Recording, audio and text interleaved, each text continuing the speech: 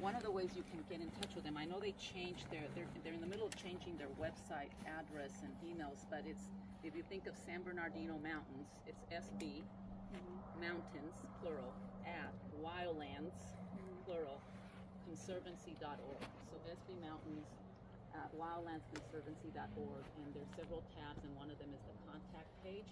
If you ever want to come and bring a group here, you have to get permission, and that's the start. The other thing I would tell you is